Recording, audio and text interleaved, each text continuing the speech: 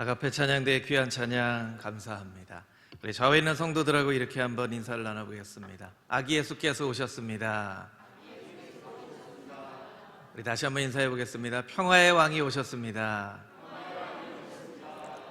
이 땅 가운데 평화의 왕으로 오신 아기 예수를 기다리는 대림절 첫째 주일입니다. 우리의 삶 가운데 다시 한번 아기 예수의 오심을 사모함으로 기다리는 귀한 절기가 되기를 소망합니다. 이번 주 암송구절 같이 암송하고 하나님 말씀 함께 나누도록 하겠습니다. 요한일서 5장 13절 말씀, 지난주 암송구절이었죠. 같이 암송해 보겠습니다. 시작. 내가 하나님의 아들의 이름을 믿는 너희에게 이것을 쓰는 것은 너희로 하여금 너희에게 영생이 있음을 알게 하려 함이라. 요한일서 5장 13절 말씀. 아멘. 이번 주 암송 구절입니다. 요한이서 1장 9절 말씀 함께 읽어보겠습니다. 지나쳐 그리스도의 교훈 안에 거하지 아니하는 자는 다 하나님을 모시지 못하되 교훈 안에 거하는 그 사람은 아버지와 아들을 모시느니라. 요한이서 1장 9절 말씀. 아멘. 한 주간 사모함으로 이 말씀 열심히 암송할 수 있게 되기를 바랍니다. 오늘은 성경 읽기 50일째 되는 날입니다. 에스겔 17장에서 30장까지의 말씀도 열심히 읽게 되기를 소망합니다. 오늘은 대림절 첫 번째 주일 읽은 누가복음 2장 말씀 또 14장 말씀을 통하여 구유에 뉘었으니라는 제목으로 함께 은혜를 나누겠습니다. 여러분 모두 다 무엇을 간절한 마음으로 기다려 본 경험이 있으실 것입니다.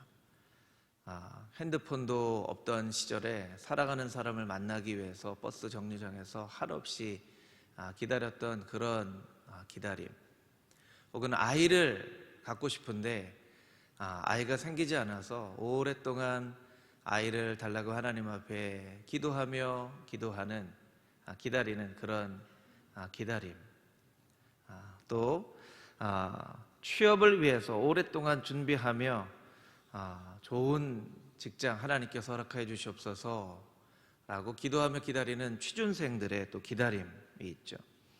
가족의 구원을 위해서 오랫동안 기도하며 기다려온 우리 권사님 또 집사님들의 기다림, 또 코로나가 빨리 끝나기 위해서 기다린 우리 모두의 기다림, 그리고 이번 주에 있을 수능 시험을 또 기다리면서 오랫동안 공부한 이 결과물로 좋은 대학에 입학하기를 소망하는 그 학생들의 기다림, 또 부모님의 기다림, 그런 기다림이 우리의 삶 가운데 늘 있습니다.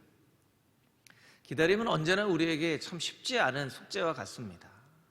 기다림은 참 어렵습니다. 그리고 그 기다림 가운데 우리가 하나님 앞에 기도하지만 때로 그 기다림에 대한 응답이 빨리 오지 않아서 때로는 하나님께 원망을 하기도 하고 하나님께 불평의 이야기를 하기도 합니다.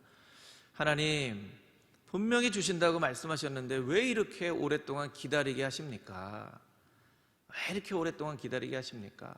이 볼멘 소리로 기도를 하게 되기도 하죠. 그런데 우리가 분명히 기억해야 할 것은 하나님은 우리보다 훨씬 더 오랫동안 기다리셨다는 사실입니다. 죄악에 빠져있는 우리가 돌아오기를 오랫동안 기다리셨고, 또한 이스라엘 백성이 하나님의 나라를 하나님의 뜻대로 이루기를 위하여 오랫동안 기다리셨고, 또 이 땅 가운데 메시아를 보내주셨지만 그 메시아를 알지도 못하고 또 기억하지도 못하고 십자가에 못 박아 죽인 백성들과 우리들의 회개를 하나님께서 오랫동안 기다려 오셨다는 것입니다. 더 오랫동안 하나님께서 우리를 기다려 오셨기 때문에 이 대림절은 예수님을 기다리는 절기이기도 하지만 그 하나님의 기다림을 배우는 절기이기도 합니다. 나만 기다린다고, 나만 왜 내가 오랫동안 기다렸는데 하나님 응답하지 않으십니까? 라고 기도하는 절기가 아니라 나보다 더 오랫동안 기다리셨던 그 하나님의 기다림을 배우기를 원합니다. 그렇게 기도하며 보내는 이 대림절 절기가 되어질 수 있게 되기를 주님의 이름으로 축복합니다. 오늘 읽은 말씀, 우리 1절부터 7절까지 있는 말씀을 우리 다시 한번 읽도록 하겠습니다. 1절부터 7절까지 있는 말씀 함께 읽어보겠습니다. 시작. 그때에 가이사 아구스도가 영을 내려 천하로 다 호적하라 하였으니 이 호적은 구레뇨가 수리아 총독이 되었을 때에 처음 한 것이라. 모든 사람이 호적하러 각각 고향으로 돌아가매 요셉도 다윗의 집 족속이므로 갈릴리 나사렛 동네에서 유대를 향하여 베들레헴이라 하는 다윗의 동네로 그 약혼한 마리아와 함께 호적하러 올라가니 마리아가 이미 잉태하였더라. 거기 있을 그때에 해산할 날이 차서 첫 아들을 낳아 강보에 싸서 구유에 뉘었으니 이는 여관에 있을 곳이 없음이로라. 아멘. 우리는 모두 다 상식을 좋아합니다. 역설을 좋아하지는 않습니다. 세상에는 많은 역설이 있죠. 이 성탄의 절기는 역설로 가득 차 있는 절기라고 할 수 있습니다. 어떤 아이가 이 코로나 시대에 학교를 가기도 하고 안 가기도 하고 가기도 하고 안 가기도 하다 보니까 이 아침에 시간에 맞춰서 학교 가는 게 익숙하지 않아서 분명히 학교에 갈 시간이 가까웠는데 자꾸 늑장을 부리는 거예요. 자꾸 늑장을 부려서 아빠가 퇴근을 합니다. 너 빨리 준비해야지, 빨리 준비해야지. 이거 챙겼니? 빨리 준비하라는데 왜 빨리 준비 안 하니?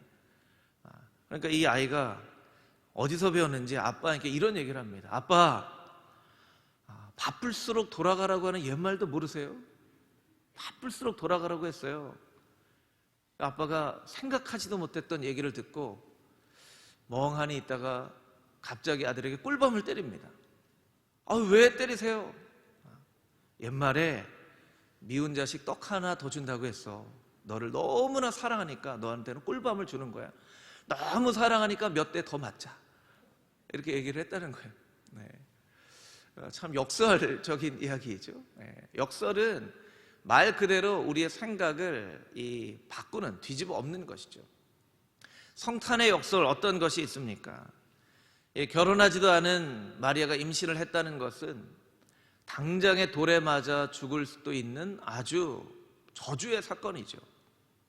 여러분, 어떤 여인이 결혼도 하지 않았는데 아이를 가졌다고 하는 것은 축복의 사건은 아니죠. 더군다나 이 유대의 관습에 의하면 당장에 사람들에게 끌려 나와 돌에 맞아 죽을 수 있는 사건이에요. 그런데 이 저주의 사건이 가장 큰 축복의 사건이 되어진다는 역설이 이 성탄에 있습니다. 높은 위치에 영광받기에 합당한 천사가 가장 낮은 직업을 가지고 있었던 이 목자들에게 나타나서 이 아기 예수의 나심을 예언했다는 것, 알렸다는 것, 이것도 성탄의 역설이죠. 여관 주인에게 빈방이 없다고 외면당했던 마리아와 요셉에게 동방에 있던 아주 귀한 박사들이 찾아와서 황금과 유향과 몰약을 선물로 드리고 경배했다는 사실은 굉장히 역사적인 사건입니다. 또한 이 오늘 읽은 이 누가복음 2장 1절에서 7절 말씀에 보면 5명의 인물이 나오는데요. 이 5명의 인물이 참 놀라워요. 첫 번째 1절 말씀에 보면 가이사 아구스도가 나오죠. 가이사 아구스도는 시저이죠. 이 로마의 황제입니다. 아마 그 당시에 가장 높고 귀한 이름이었죠. 또 2절 말씀에 보면 구레뇨가 나옵니다. 이 구레뇨는 가이사 아구스도보다는 낮은 계급에 있는 사람이었지만 수리아 총독이었고 그 당시에 이 요셉과 마리아가 있는 이 모든 지역을 관할하는 높은 위치에 있는 사람이었어요. 그 다음에 나와 있는 인물이 요셉이죠. 4절 말씀에 요셉이 나옵니다. 요셉은 갈릴리 나사렛의 연약한 노동자였죠.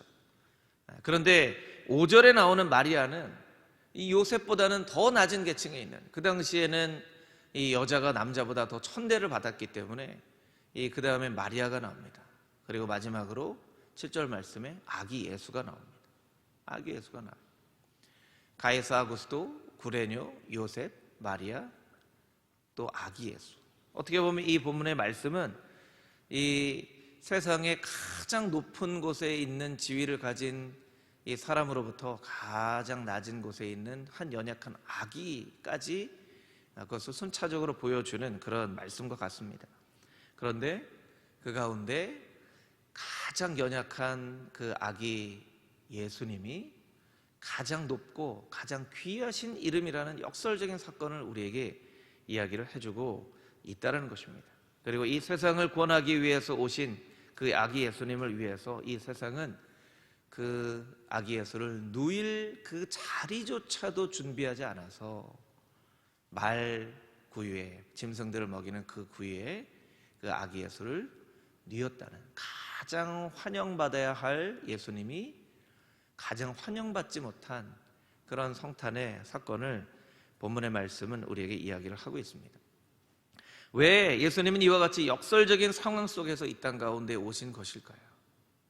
우리에게 잘 알려져 있는 그런 교리와 진리의 말씀이지만, 고린도후서 말씀은 이 성탄의 사건에 대해서 우리에게 이렇게 그 의미를 해석하며 이야기를 해줍니다. 고린도후서 8장 9절에 있는 말씀입니다. 우리 자막으로 같이 한번 읽어보겠습니다. 시작.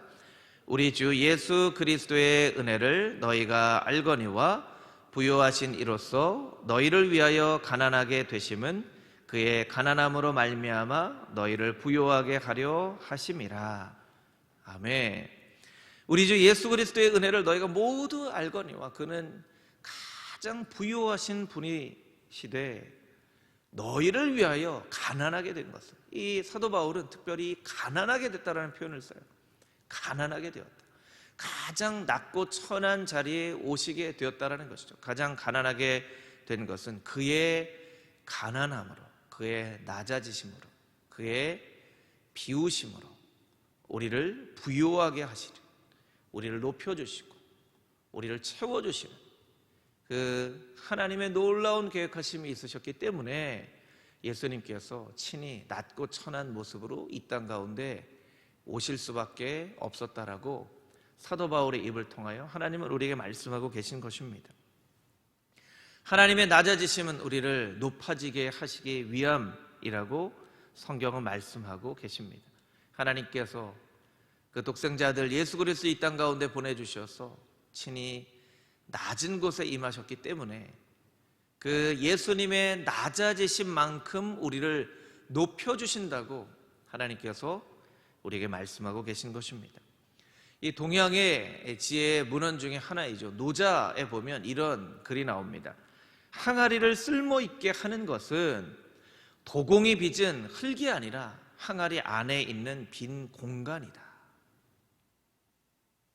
이 도공이 빚은 그 흙이 얼마나 좋은 흙이냐, 또 얼마나 높은 온도에서 정성껏 그 도기를 구웠느냐, 이런 것도 중요하지만 정말로 항아리를 쓸모있게 하고 귀하게 하는 것은 그 항아리가 본성적으로 가지고 있는 그 빈 공간이다라는 것이죠. 이것은 성경에 나와 있는 말씀과도 일맥상통하는 말씀입니다. 우리는 연약한 질그릇이로되 우리 안에 담겨져 있는 그 보배 때문에 우리가 귀하게 여김을 받는 것이지, 우리가 그릇이라고, 나는 금으로 장식되어 있는 그릇이야, 나는 은으로 장식되어 있는 그릇이야, 나는 멋진 그림이 그려져 있는 그릇이야, 그릇이 그릇을 자랑할 수 없다는 것이죠. 그릇 안에 담겨져 있는 그 보배 때문에 그 그릇이 귀하게 여김을 받는다라고 우리에게 말씀하고 있는 것입니다. 대나무는 속이 텅 비어 있기 때문에 거친 비바람을 견뎌낼 수 있는 것입니다. 바이올린은 아름다운 소리를 낼 수 있는 이유가 그 바이올린이 비어 있기 때문이죠. 어떻게 보면 우리는 이 세상을 살아가면서 우리의 자신을 너무나 계속 채우려고만 하며 살아가고 있는지 모르겠습니다. 이 성탄을 기다리는 대림절 절기 가운데 너무 나의 마음을 무언가로 채우려고만 하는 우리의 모습을 바라보면서 자신을 비우시고 가장 낮은 곳으로 오시고 그 낮아지신 만큼 우리를 높이시려고 하셨던 예수님의 그 사랑, 자신을 비워낸 만큼 우리를 담으시려고 했던 그 예수님의 놀라운 은혜를 기억하며 나도 예수님을 닮아 낮아지는 삶, 비워내는 삶을 살겠습니다 라고 고백하며 살아갈 수 있는 예수님을 기다리는 금호중앙의 모든 성도님들이 다 되시기를 주님의 이름으로 축복합니다. 아멘. 오늘 읽은 본문의 말씀, 우리 7절에 있는 말씀과 읽은 누가복음 14장 27절에 있는 말씀을 다시 한번 읽어보겠습니다. 7절 말씀 먼저 함께 읽겠습니다. 시작. 첫 아들을 낳아 강보에 싸서 구유에 누였으니 이는 여관에 있을 곳이 없음이러라. 14장 27절입니다. 누구든지 자기 십자가를 지고 나를 따르지 않는 자도 능히 내 제자가 되지 못하리라. 아멘. 정현종이라고 하는 시인의 방문객이라는 시가 있습니다. 제가 한번 이 시를 읽어드리겠습니다. 방문객 정현종. 사람이 온다는 건 실은 어마어마한 일이다. 그는 그의 과거와 현재와 그리고 그의 미래와 함께 오기 때문이다. 한 사람의 일생이 오기 때문이다. 참 멋진 시죠. 우리가 살아가면서 많은 사람들을 만나는데 많은 사람들을 만나면서도 그 만남이 너무 많기 때문에 소중하게 여기지 못하는데, 이 시는 한 사람이 나에게 온다는 것은 실로 어마어마한 일이라고 이야기를 하고 있어요. 왜냐하면 그의 일생이 나에게 오는 것이기 때문이다. 참 멋진 표현입니다. 우리가 꼭 생각해 봐야 할, 우리의 넘치는 관계 속에서 우리가 꼭 생각해 봐야 할 부분이라고 생각을 합니다. 한 사람의 인생이 오는 것이 그 일생이 오는 것이기 때문에 어마어마한 일이라면, 예수 그리스도께서 이 땅 가운데 오셨다는 것은 얼마나 더 어마어마한 일일까요? 예수님께서 이 땅 가운데 오셨다는 것은 천지를 창조하시는 하나님께서 이 땅 가운데 오셨다는 것이죠. 예수님께서 나에게 오셨다는 것은 이 우주가 예수님을 통하여서 나에게 오셨다라는 그 놀라운 사건입니다. 그래서 내가 예수님을 만나는 일은 정말 이 시인이 어마어마한 일이라고 얘기를 했다면, 이것은 어마한, 아마 어마를 한 100번 1000번을 해도 모자랄 만한 그런 아주 놀라운 일이라는 거예요. 여러분, 그런 놀라운 은혜를 우리가 이미 받았습니다. 여러분과 저는 그런 놀라운 은혜를 이미 받은 사람이라는 것이죠. 예수님께서 이 땅 가운데 오신 것, 죄로 죽을 수밖에 없는 우리를 구원하시기 위하여 구원자로 이 땅 가운데 오신 예수님이 나를 찾아오셔서 내 이름을 불러주시고 나를 만나주시고, 너는 내 아들이다, 너는 내 딸이다, 나는 내 하나님이다, 내가 너의 구원자이다, 내가 평생 너를 떠나지 않을 것이다, 너를 도와줄 것이다, 나와 함께 거하라, 그렇게 우리에게 말씀해주고 계시다라는 거예요. 여러분, 코로나 시대를 우리가 살아가고 있는데, 이 최근에 코로나 백신이 이제 개발이 되어서 언제부터 백신을 맞을 수 있다 없다, 또 이제 우리나라가 계약한 그 백신이 있습니다. 굉장히 이름이 어려워서 잘 외워지지 않는 아스트라 하는 그런 백신이 있어요. 예. 그 백신은 또 좀 이렇게 임상 실험을 또 거쳐야 된다, 이런 얘기도 있고 합니다. 이 사람들이 백신을 간절한 마음으로 기다리고 있죠. 백신만 나오면 이제 우리가 일상생활을 회복할 수 있을 것이다, 이렇게 기대를 하고 있죠. 근데 여러분, 이 백신이라는 것이 어떤 원리로 그 병을 막는 것이죠.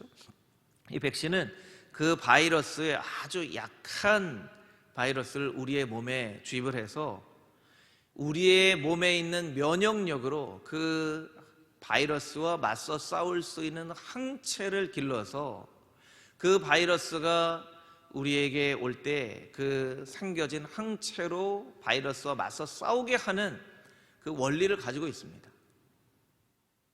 제가 맞게 이해하고 있나요, 여러분? 네, 맞죠? 그래서 우리가 간염 백신을 맞을 때에도 꼭 해야 되는 것은 간염이 있는지, 간염 보균자인지를 꼭 확인해야 돼요. 여러분, 간염 보균자가 간염 백신을 맞으면 큰일 납니다. 이미 간염균이 있는데, 간염 보균자가 아니에요. 간염균이 있는데 간염 백신을 맞으면 그 간염균 위에 또 약한 간염균을 넣는 것이니까 아주 큰일 나죠. 감기에 걸린 사람이 독감 주사 맞으면 절대로 안 됩니다. 그것은 병을 키우는 일이죠. 여러분, 이 백신이라는 원리는 이미 우리에게 면역력이 있고 그 백신을 맞음으로 그 바이러스와 맞서 싸울 항체를 만들어낼 능력이 우리에게 있다는 것을 전제로 만들어지는 약인 것이죠. 그러면 이미 그 바이러스에 노출이 됐거나 걸린 사람이나 그 면역력이 자체가 없는 사람에게는 백신이 아무런 의미가 없는 것이에요. 여러분, 예수님은 죄에 대한 백신으로서 우리에게 오신 것이 아니라 치료제로서 우리에게 오신 것이죠. 여러분, 백신보다 더 중요한 것은 치료제입니다.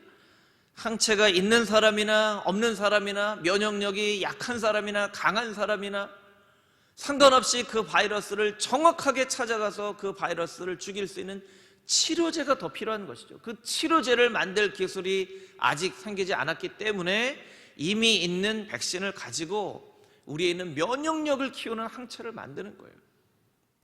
여러분, 예수님은 우리를 도와주셔서 우리 안에 스스로 구원할 능력이 있는데 예수님께서 우리를 조금 도와주셔서 우리가 스스로 구원해 나갈 수 있도록 돕는 분이 아니십니다. 이것은 타종교에서 말하는 구원이죠. 타종교는 뭐라고 이야기를 합니까? 자력 구원을 이야기를 합니다. 스스로 구원을 이룰 수 있다는 거예요. 오랫동안 수행을 하고 성찰을 하고 선행을 하면 스스로 구원에 이를 수 있는 능력이 인간에게 있다는 거예요. 그것이 타종교의 구원입니다. 그런데 기독교가 말하는 구원은 자력 구원이 아니에요. 타력 구원이에요. 스스로는 구원할 능력이 없다는 거예요. 스스로는 구원할 능력이 전혀 없기 때문에 구원자이신 예수 그리스도를 바라봐야만 구원을 이룰 수 있다는 것이죠. 그래서 이 예수님은 백신으로가 아니라 치료제로서 우리의 삶 가운데 오신 것이죠. 성경에 보면 우리의 인간의 죄됨에 대해서 많은 말씀들이 우리의 인간이 얼마나 죄악된 존재인가를 이야기를 하고 있습니다. 그 가운데 에스라 9장 6절에 있는 말씀 한 구절만 같이 읽어볼까요? 에스라 9장 6절 함께 읽겠습니다. 말하기를 나의 하나님이여 내가 부끄럽고 낯이 뜨거워서 감히 나의 하나님을 향하여 얼굴을 들지 못하오니 이는 우리 죄악이 많아 정수리에 넘치고 우리 허물이 커서 하늘에 미침이니이다. 아멘. 우리의 죄악을 바라볼 때 낯이 뜨겁고 부끄러워서 감히 하나님을 향하여 얼굴을 들지 못하겠습니다. 왜냐하면 우리의 죄악이 너무 많아 우리의 정수리에 넘칩니다. 우리의 허물이 얼마나 많냐면 저 하늘에 미칠 때까지 우리의 허물이 큽니다. 우리 스스로는 우리를 구원할 수 없습니다. 나의 노력으로는 스스로 거룩한 삶, 의로운 삶을 절대로 살아갈 수 없습니다. 나를 구원하여 주시옵소서. 나를 구원하여 주시옵소서. 나를 도와주시지 않으면 나는 한순간도 살아갈 수 없는 죄인입니다. 이것이 우리의 마땅한 고백이 되어야만 하고 성경에서 말하는 우리의 모습이라는 것입니다. 넘치는 죄를 해결하여 주시고 하늘에 닿는 우리의 허물을 깨끗하게 씻어주시기 위해서 예수 그리스도께서 이 땅 가운데 오셨죠. 그리고 예수님께서는 우리에게 이렇게 말씀하십니다. 자기 십자가를 지고 나를 따르라. 자기 십자가를 지고 나를 따르지 않는 자는 이 복음에 합당한 자가 아니다 라고 우리에게 말씀해주고 계시다는 거예요. 여러분, 우리는 예수 그리스도를 이름으로 구원을 받는 그 구원의 한 부분에만 너무나 집중하여 바라봅니다. 그리고 예수님의 자기 십자가를 지고 나를 따르라는 그 말씀은 듣고도 자꾸 눈여겨보지 않고 자꾸 외면하는 그런 말씀이 되어지는 그런 삶을 살아가고 있습니다. 내 뜻과 내 기도를 이루어 달라고 하나님 앞에 때를 쓰고 기도를 하기는 하지만 하나님의 뜻이 이 땅 가운데 이루어지기를 위해서 나를 사용해 달라고 하나님 앞에 기도하지는 못합니다. 내 뜻을 이루기 위해서는 하나님께 가지고 계신 그 모든 능력과 권능을 나의 뜻을 이루는 데 사용하여 주시옵소서 라고 기도하기는 하지만 하나님의 뜻을 이 땅 가운데 이루는 그 일에 나의 재능도 나의 돈도 나의 시간도 나의 능력도 마음껏 사용하여 주시기를 원합니다 라고 하나님 앞에 기도하지는 못한다는 거예요. 만약 우리가 예수 그리스도의 이름을 믿음으로 말미암아 구원 얻는 그 구원의 감격을 누리면서도 자기 십자가를 지고 나를 따르라라고 하는 예수님의 말씀을 귀 기울여 귀담아 듣지 않는다면 우리의 모습은 마치 이 땅 가운데 오신 메시아 되신 예수님의 탄생 앞에서도 빈박 없습니다 하고 마리아와 요셉을 쫓아낸 그 여관 주인과 같은 그런 삶을 살아가는 참으로 미련한 백성이 되어질 수밖에 없다는 것입니다. 책을 읽다가 참 감동적인 이야기를 한 가지 읽게 되었습니다. 이 미국에서 있었던 일인데요, 아주 작은 마을에 있었던 성탄을 준비하는 어떤 연극에 관련된 일이에요. 작은 학교였기 때문에 그 학교에 이 성탄을 준비할 때는 매년마다 꼭 학생들이 연극을 준비하고 그 마을에 있는 모든 사람들이 성탄 즈음에 그 연극을 보면서 이 성탄의 의미를 되새겼던 것이죠.